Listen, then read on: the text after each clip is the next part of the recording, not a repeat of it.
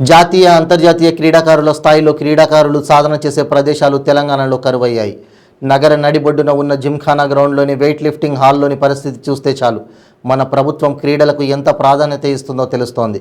నగరంలో కురిసిన వర్షానికి హాల్ పైన ఉన్న రేకులు పగిలి వర్షపు నీరు హాల్లోకి రావడంతో క్రీడాకారులు వర్షంలో తడుస్తూ సాధన చేయడం పలువురిని విస్మయానికి గురిచేసింది.